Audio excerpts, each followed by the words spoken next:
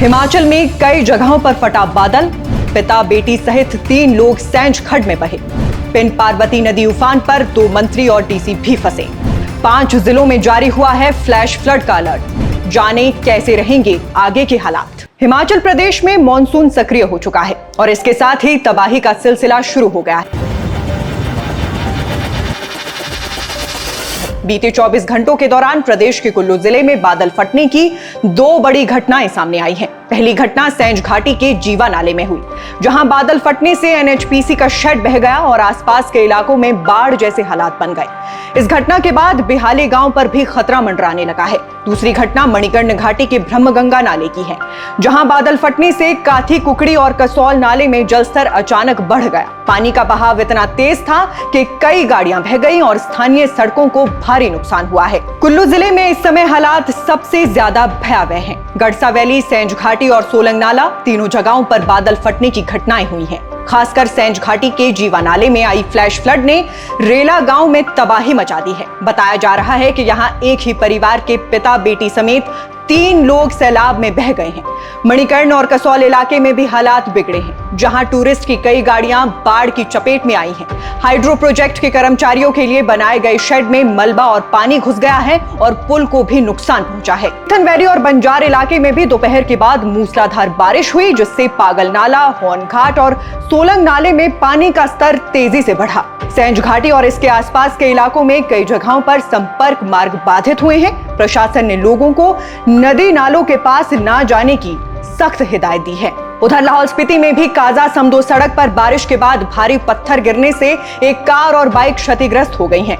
पर्यटकों को फिलहाल होटल से बाहर ना निकलने की सलाह दी गई है। बंजार में किसान मेले में पहुंचे राज्य के कृषि मंत्री चंद्र कुमार नाले में आई बाढ़ के कारण फंस गए। वहीं ग्रेट हिमालयन नेशनल पार्क में चल रहे विश्व धरोहर उत्सव के दौरान तकनीकी शिक्षा मंत्री राजेश धर्माणी और कुल्लू के डीसी भी सड़क अवरुद्ध होने के कारण वहीं फंसे रह गए।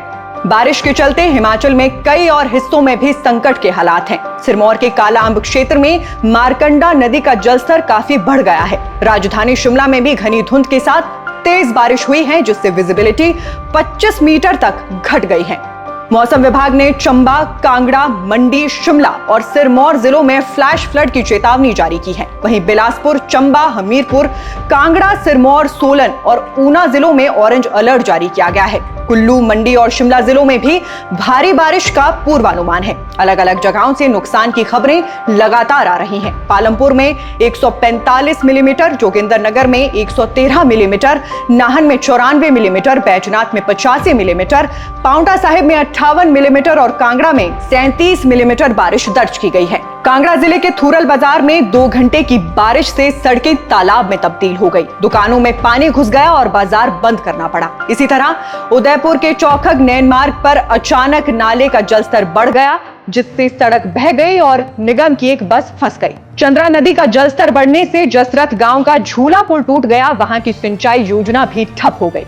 बलाधी गांव में पार्वती नदी पर बनी अस्थायी पुलिया बह गई, जिससे गांव का संपर्क पूरी तरह कट गया है। प्रदेश पुलिस मुख्यालय ने सभी जिलों के एसपी को अलर्ट पर रहने और आपातकालीन प्रतिक्रिया दल सक्रिय रखने के निर्देश दिए हैं। हेल्पलाइन नंबर 112, लोकल पुलिस और चौकियों के नंबर आमजन से साझा किए जा रहे हैं। कुल्लू, ऊना और बिलासपुर में जल क्रीड़ा गतिविधियों को तत्काल प्रभाव से रोकने के आदेश दिए गए हैं। प्रशासन ने विशेष रूप से टूरिस्ट और स्थानीय लोगों को नदी नालों के पास ना जाने और पहाड़ी क्षेत्रों में अनावश्यक यात्रा से बचने की सलाह दी है। मौसम विभाग ने साफ किया है कि अगले 4 दिनों तक बारिश जारी रहेगी। वेस्टर्न डिस्टर्बेंस के थोड़ा कमजोर होने की संभावना है, लेकिन जल भराव और लैंडस्लाइड के खतरे बने रहेंगे। राज्य भर में हाई अलर्ट जारी है और प्रशासन की ओर से सभी संवेदनशील क्षेत्रों की निगरानी की जा रही है।